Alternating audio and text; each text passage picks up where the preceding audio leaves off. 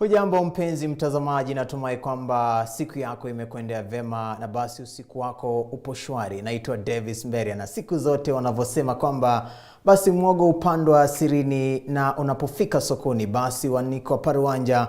Ni wakati sahihi kukuwekea paruanja yote ambayo tulikuandikia sirini katika chumba chetu cha habari.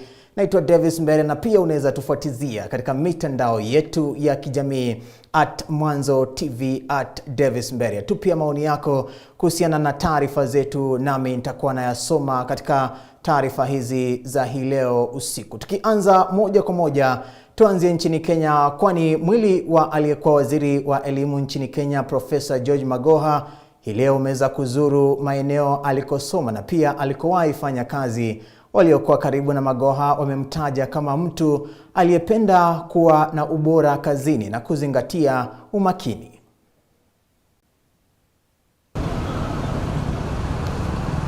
Safari ya kumpa heshima za mwisho aliyekuwa waziri wa elimu nchini Kenya marehemu Professa magoha iliandaliwa hii leo, msafara wa mwili wake ukizuru katika maeneo alikosoma na hata kufanya kazi. Msafara huu ulianzia katika chumba cha hifadhi cha Lee, ukafululiza hadi hospitali ya kitaifa ya Kenyatta, baraza la madaktari nchini, tume ya mitihani nchini Kenya, shule ya msingi ya St. George's, shule ya upili ya wasichana State House, chuo kikuu cha Nairobi na hatimaye katika shule ya upili ya Starehe Boys Center. Wanabendi wa shule ya Starehe Boys na Girls wakipromosha nyimbo katika msafara huu, ndugu, familia na marafiki wakimtaja marehemu magoha kama mtu wa kupigiwa mfano katika utendakazi wake. A person who did his work with zeal, interest, dedication, honesty and integrity. I have three things in common with George, Prof. Magoha. I came to Starehe when he had just left. His younger brother, late, who just passed on, was a class ahead of me.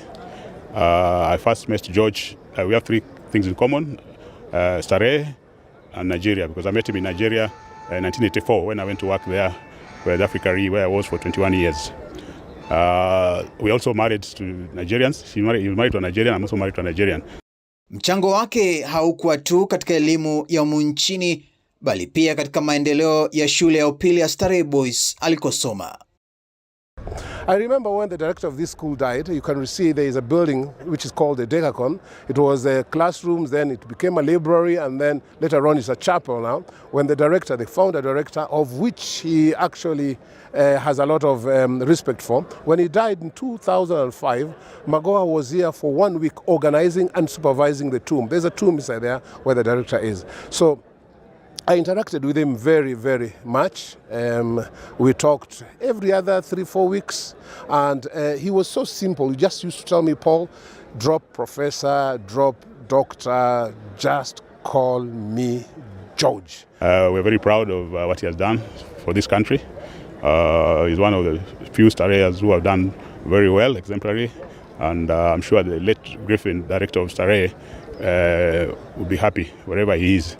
The achievement George has done, and obviously in this country he's well known for what he has done. Anything he touched, he did very well. I think he picks that from advice from our late director Griffin, which tells us if you're given a cup to clean it as if it's never been cleaned before. Magoha alihudumu kama naibu chancellor wa chuo kikuu cha Nairobi kati ya mwaka 2005 hadi 2015. Kando na kuwa naibu chancellor, Professa Magoha alihudumu kama mhadhiri katika upasuaji katika kitengo cha utabibu chuoni humo. Everything that he touched from the time we know him, remember he was a surgeon, everything that he touched was successful. And the public domain know him as an exceptional administrator at the University of Nairobi. When university students were striking every other time, Magoha was there for 2 terms. And he was the first vice chancellor of the Nairobi University who was recruited professionally and out in the competition. He was not appointed. So when he went there, he actually built a tower, university tower, without raising funds, without actually asking for donors. So he just raised funds from the university coffers and he built it. When he left there, he went to Kenya National Examination Council, where there was a lot of cheating. Students cheat, and teachers and different people cheating the examinations, and he streamlined everything there. From there, he was appointed as the Minister of Education, and he did a fantastic job. Well, George, I think, Prof, as we call him, he had many sides, I think. Yeah, he had the official sides, which I think, like you say, Surya Kazi. But also he was very soft and nice guy, I mean, very kind, as you have heard from other people. And of course, we must have heard also he was a musician at some stage. So obviously you cannot, the two are two different parts. So very few people knew about that part of him. He was strict, like I said, and also stricter for time. So I'm told he used to start, his meetings at 6 in the morning. Yeah, and he worked very hard, and I think he didn't play much. I think, but he achieved a lot. Mnamo Machi mosi 2019, Rais mstaafu Uhuru Kenyatta alimteua kuwa waziri wa elimu. Aliapishwa rasmi afisini mnamo Machi 26 mwaka 2019 baada ya kupigwa msasa na bunge la kitaifa la Kenya. Professa Magoha alichukua usukani kutoka kwake Amina Mohamed, ambaye alihamishwa hadi wizara ya michezo nchini Kenya. Well, Magoha is humorous, and what he used to say is that yeye ni sura mbaya, uso yake ni mbaya, but what comes from him is gold. I think that was one great thing that he taught us, that it doesn't matter how you look, but what matters is how you work and how you relate to people. Miezi minne baada ya kuondoka serikalini, Professa Magoha aliajiriwa na chuo kikuu cha Maseno kama mhadhiri wa taaluma ya upasuaji katika kitengo cha utabibu.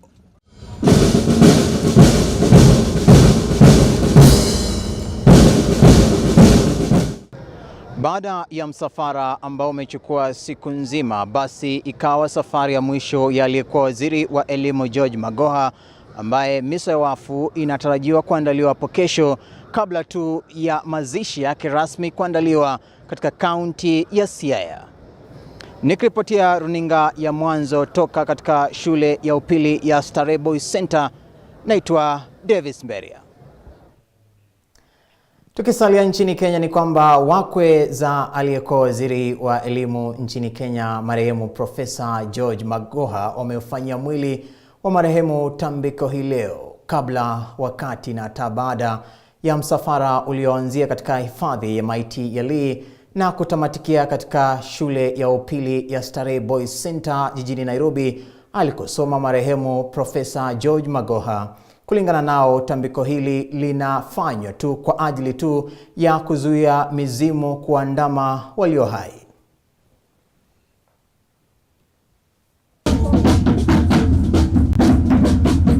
Wakiwa wamevalia gauni nyeupe na kofia zilizokuwa na mabaka ya kijani zilizofunika usoni, huku mkononi wakiwa wamebeba rungu ndefu, wakwe waliyekuwa waziri wa elimu nchini Kenya George Magoha walicheza densi za kitamaduni kabla mwili huo kuwekwa kwenye gari wakati wa msafara, na hata baada ya kuzuru maeneo alikowahi waacha alama ya ubora wake, ikiwemo shule ya upili ya Starehe Boys Center iliyoko jijini Nairobi ambako alisoma.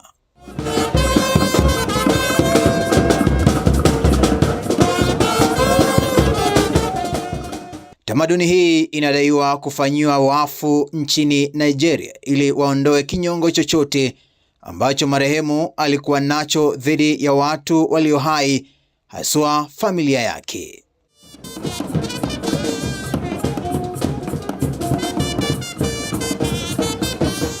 Katika mila ya Nigeria, tamaduni hii hufanywa na wazee wa jamii, ila ya humu nchini hii leo imefanywa na vijana kutokana na gharama za safari na hata umbali wa mataifa haya mawili. It's a significance of this, the wife of the late CS, Magoha, is our sister.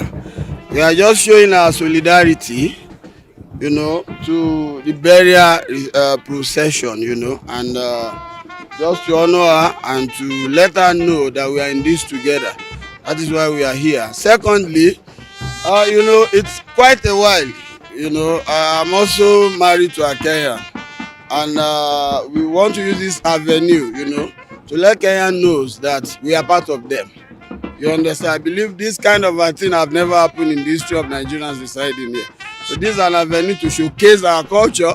This is an avenue to tell Kenya we believe in peace and unity. We are all Africans and we are together. Tuko pamoja like you people are saying. Katika kundi hili la wakwe kulikuwepo na mama mwenye kofia nyekundu na mavazi ya bluu. Alionekana kwa wakati mmoja akigonga gari lililobeba sanduku la marehemu Magoha na kifaa kinachofanana tu na feni, huku kundi lingine likipromosha burudani la ngoma.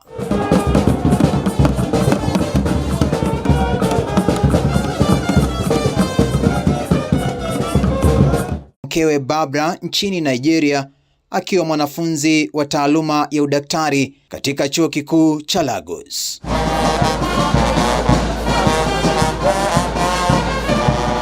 Kama tu mumewe, Barbara pia ni daktari ambaye anawashughulikia wanawake wajawazito. Wawili hao walifunga ndoa mwaka 1982 na wamefanikiwa kumpata mtoto mmoja tu wa kiume kwa jina Michael.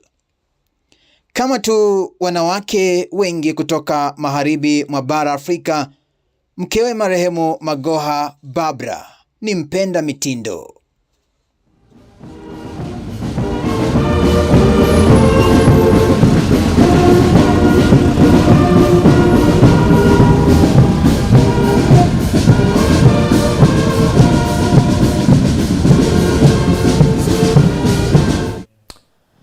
Bila shaka Mola azidi kuilaza roho yake palipopema peponi marehemu Professa George Magoha, makiwa kwa ndugu, marafiki na familia, na bila shaka wote ambao wanahusika humo ndani, bila shaka tunawaombea pakubwa. Tukiingia sasa nchini Tanzania, ni kwamba kamati ya kudumu ya bunge ya katiba na sheria basi imeonyesha wasiwasi wake kufuatia ripoti waliobaini kuwa juu ya kushuka kwa viwango vya ufaulu kwa wanafunzi wa shule ya sheria. Mwenyekiti wa kamati hiyo Dr. Joseph Kizito Mhagama amesema kuwa kiwango cha juu cha ufaulu katika shule hiyo ni 31.1. Mwanahabari wetu basi Asia Gamba alifuatilia mjadala kuhusiana na bunge nchini Tanzania na kutuandalia taarifa ifuatayo. Sheria imesema kuwa kiwango cha ufaulu katika shule ya mafunzo ya wanasheria kwa vitendo ni ndogo tofauti na matarajio ya wengi. Akiwasilisha taarifa ya kamati hiyo mbele ya bunge, mwenyekiti wa kamati ya kudumu ya bunge ya katiba na sheria Dr. Joseph Kizito Mhagama amesema kiwango cha juu cha ufaulu katika shule hiyo ni 31.1. Hivi karibuni kumekuwa na mjadala ulioibua maoni mseto kuhusu ufaulu wa wanafunzi katika shule ya sheria, yaani School of Law, baada ya taarifa kuitaja shule hiyo kuwa ilifaulisha wanafunzi 26 kati ya 651, huku 342 wakitakiwa kurudia baadhi ya masomo na 265 wakiwa wamefeli kabisa. Kufuatia sakata hilo, waziri wa katiba na sheria Dr. Damas Ndumbaro Oktoba 12 mwaka jana aliunda tume ya uchunguzi katika shule hiyo, kwa maana Law School of Tanzania. Mheshimiwa Mwenyekiti, katika taarifa iliyowasilishwa kwako, kamati imebaini kwamba kiwango cha ufaulu cha wanafunzi wanaopita katika taasisi hiyo ni mdogo tofauti na matarajio ya wengi. Kwa wastani, kwa mfano, muhtasari wa matokeo ya mtihani kuanzia kundi la kwanza hadi la 17, kiwango cha juu kabisa cha ufaulu kilikuwa ni 31.1 tu.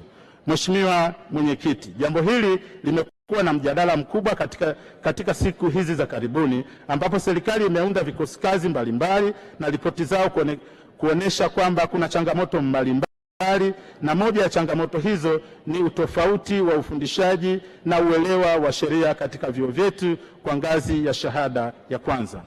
Katika hatua nyingine, kamati hiyo pia imebaini kucheleweshwa kwa hukumu hususan kwenye mashauri ya utaifishaji mali za umma pindi serikali inaposhindwa kesi. Mheshimiwa Mwenyekiti, sehemu ya 6 inahusu utekelezaji wa majukumu ya Ofisi ya Taifa ya Mashtaka na uendeshaji wa mashauri ya jinai.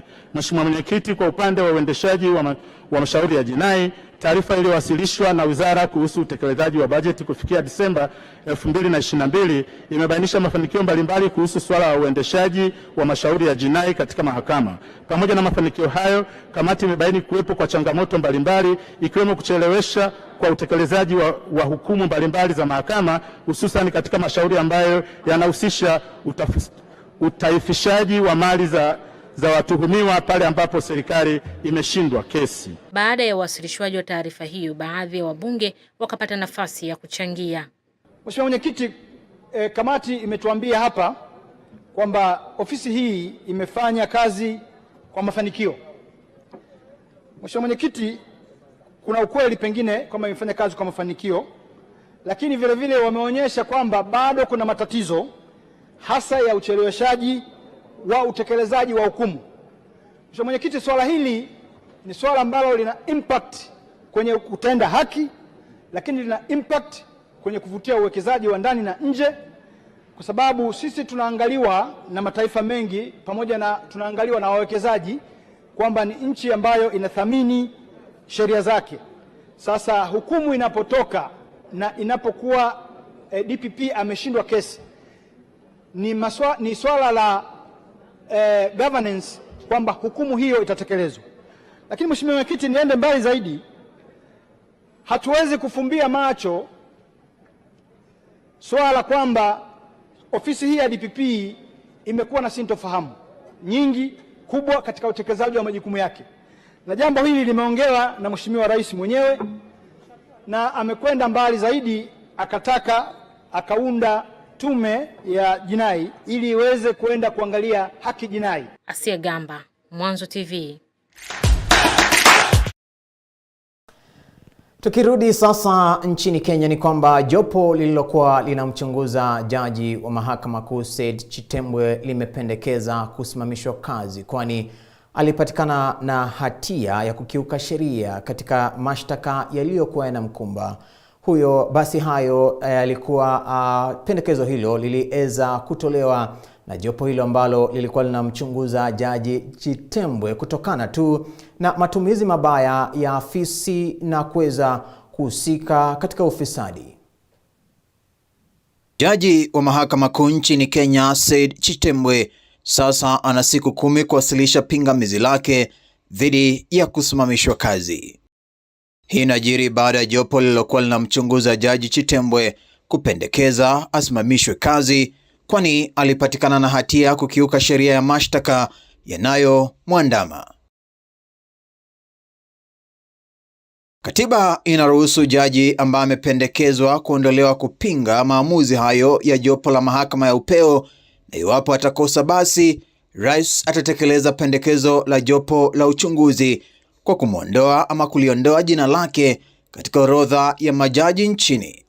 There are inbuilt mechanisms in the Constitution to take care of any situation. If we properly interpret the Constitution, we can be able to take care of any excesses by whatever office holder. And therefore, for us to be a country built on the firm foundation of the rule of law, we must always keep to that narrow path of the rule of law and avoid extra constitutional, extra legal means of dealing with one another. Jopo la uchunguzi ambalo liliteuliwa na aliyekuwa Rais Uhuru Kenyatta Mei 2022 katika ripoti yake yenye kurasa 262 ilisema kuwa Jaji Chitembwe alionyesha kukosa maadili katika utendakazi wake kama jaji, akikiuka kipengee cha 73 cha sheria. The second point we found is that these facts and circumstances and the failure to disclose the same to the Chief Justice, colleague judges and the parties to the consolidated petitions amounted to breach of Articles 10, 75, and 232 of the Constitution, and Regulations 9, 19, 20, and 21 of the Judicial Service Code of Conduct and Ethics, Regulations 2020 by the Judge. His conduct further undermined the constitutional principles of fair hearing, equality before the law, the right to equal protection and benefit of the law without bias or prejudice guaranteed under Article 51 of the Constitution and ring-fenced under Article 25C thereof. Baadhi ya sababu ambazo zinaweza sababisha jaji wa mahakama kuu kuondolewa ni kukosa kufanya kazi kutokana na hali mbaya ya afya kiakili na kimwili, kwenda kinyume na maadili ya majaji, kutangazwa kukosa mali, kushindwa kuafikia kiwango cha ubora kazini na kukosa heshima kazini. Gavana wa zamani wa Nairobi Mike Mbuvi Sonko alimshtaki Chitembwe akisema alivuruga kesi iliyomhusu na kuwa alishiriki ufisadi. Jopo la uchunguzi linaloongozwa na Jaji Mumbi Ngugi lilichunguza kanda za video zilizothibitisha njama ya kusambaratisha kesi iliyomhusu gavana wa zamani wa Nairobi Mike Sonko.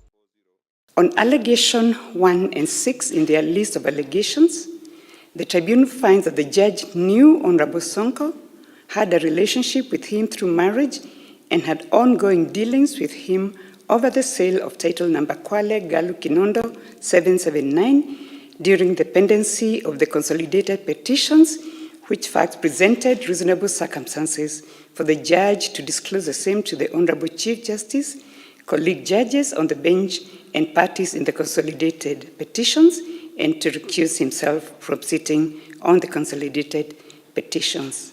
I should mention here, Your Excellency, that the consolidated petitions related to the impeachment of Honorable Sonko as governor of Nairobi County. Kadhalika, watu wengine wawili walikuwa wamewasilisha maombi ya kutaka jaji huyo Chitembwe aondolewe afisini, mmoja wao akimhusisha Chitembwe na rushwa na matumizi mabaya ya afisi.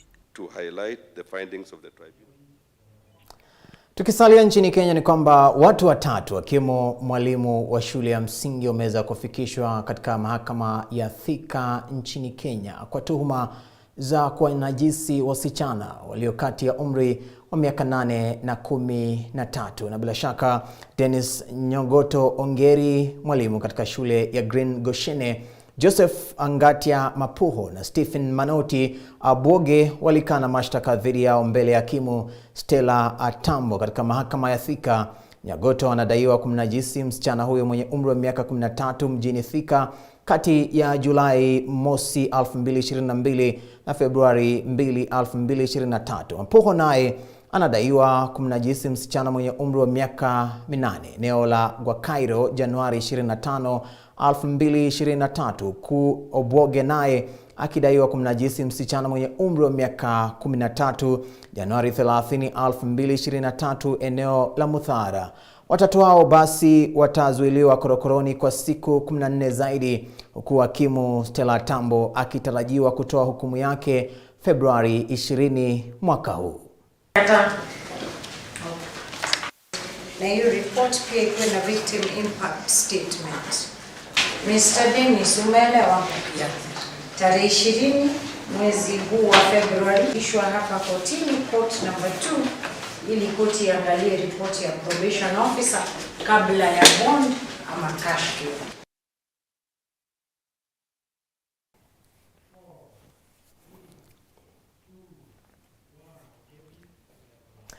Tukitoka sasa nchini Kenya tupae hadi nchini Senegal bara Afrika. Ni kwamba Rais wa Senegal amedhamiria kubadilisha mwonekano wa nchi hiyo kupitia mradi wa ujenzi wa majengo marefu unaosimamiwa na mkandarasi kutoka China. Lakini katika mradi huo ambao kuna unyanyasaji ambao unaodaiwa kufanywa na kampuni hiyo dhidi ya wafanyakazi wake. Asia Gamba anatuarifu zaidi kuhusiana na taarifa hiyo.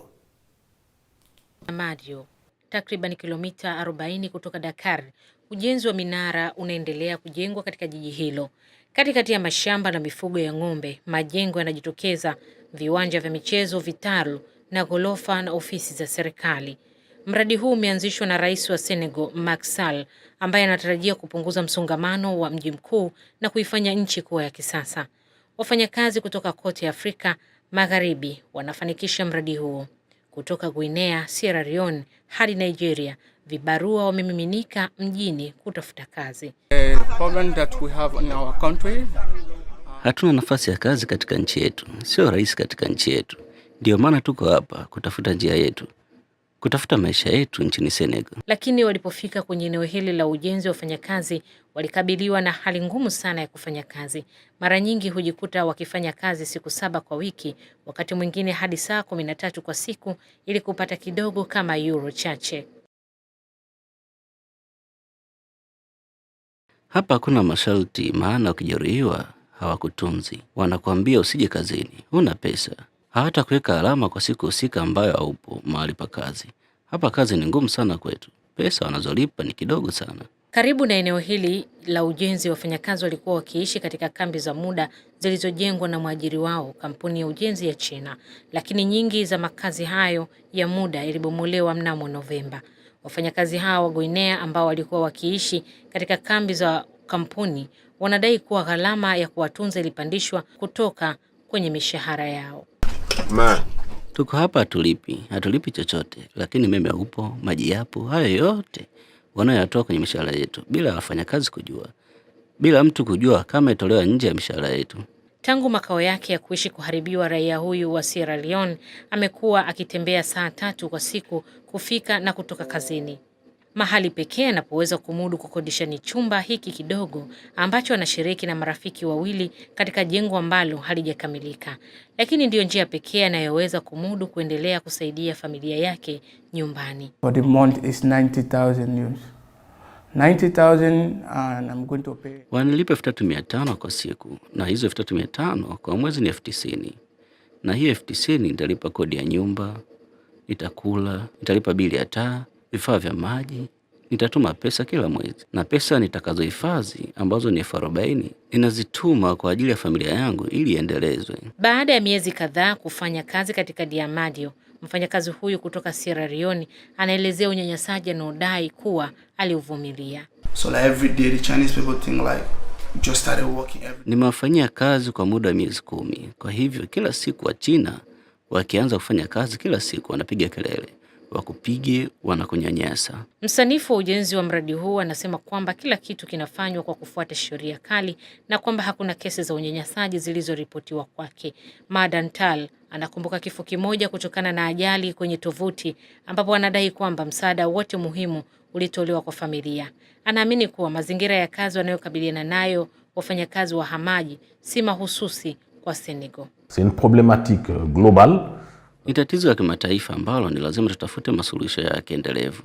Kwa sababu yote ni umaskini. Wakati watu wanaondoka kwenye makazi yao, ni kwa sababu hawana fursa, au ni kwa sababu wako katika hali ya shida, au wanatoka nchi katika migogoro. Kwa wafanyakazi wengi wahamiaji, mji wa siku zijazo wa Senegal pia uliwakilisha matumaini ya maisha bora ya baadaye kwao wenyewe.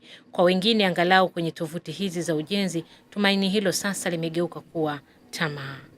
Asia Gamba, Mwanzo TV. Shukran sana Asia Gamba kwa taarifa hiyo. Tukiingia sasa viwanjani, ni kwamba bao la Baron Ochieng mnamo dakika 62 lilikuwa tosha kuwasaidia Kibera Black Stars ya nchini Kenya kuweza kuvuna ushindi wa 1-0 dhidi ya Shabana FC katika mtanange wa ligi ya daraja la pili nchini humo NSL. Na kufuatia basi ushindi huu unawapandisha Kibera Black Stars hadi nafasi ya pili na alama 20 katika jedwali la NSL nchini Kenya, nyuma ya viongozi Shabana FC. Katika matokeo mengine basi, Vihiga United waliwanyuka wana Kajiado 2-1 ugani Mumias Complex. Naivas wakawacharaza 1-0 MCF ugani Camp Toyoyo, huku Mwatate United wakiwagaragaza Murang'a Seal bao 1-0.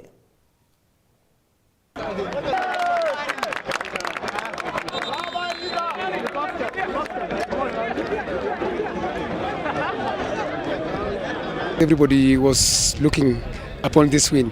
Not even the club members, even people from outside. All over, I think all over Kenya, the guys who were following the NSL, they were watching this game through Facebook, Twitter, and some even came physically to watch the game. But all in all, everything have been positive to our side. Though ijakuwa ni game ya chances kwa wingi, but ijakuwa game mbaya. Ground pia nao imekuwa ni opponent, ijakuwa na ground nzuri, but tumejitahidi. Ukiangalia tume lose 1-0, but ukiangalia si ati ni chance ili creatiwa, mtu alikuwa analeta cross but mbaya, so imehappen hivyo. Kwa taarifa hiyo ya michezo ndipo naitimishia taarifa zetu bila shaka za runinga ya Mwanzo, lakini kama ilivyo ada na kuacha na makala ya simu yangu sauti yangu, tukiangazia hii leo Wamachinga jijini Mwanza ambapo wameeza kukimbizana na maafisa wa polisi wakilalamikia kuhusiana na maeneo yao ya biashara kubomolewa. Tizama, naitwa Davis Mberia, tuungane tena hapo kesho katika taarifa zetu, na pia unaweza tufuatizia katika mitandao yetu ya kijamii @Mwanzo TV @Davis Mberia. Lala unono, kwaheri.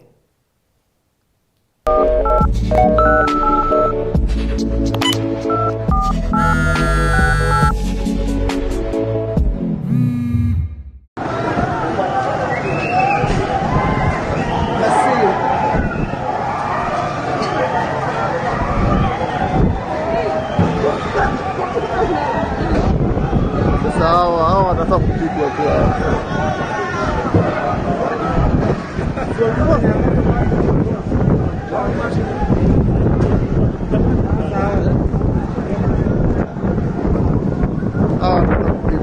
Nashindana serikali.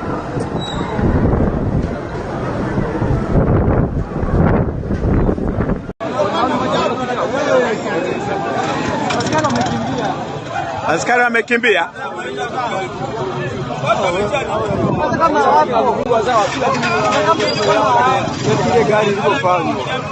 Wameira mawe. Wameira bodi.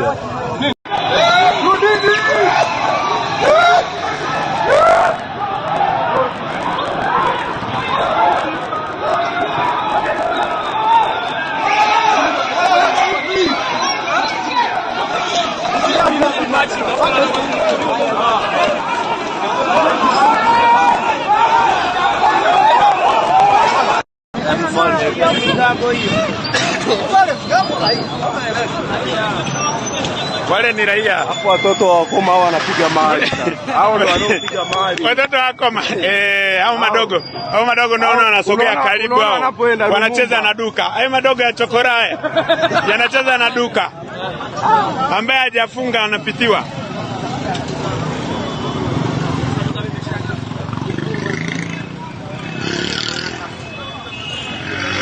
Wanatafuta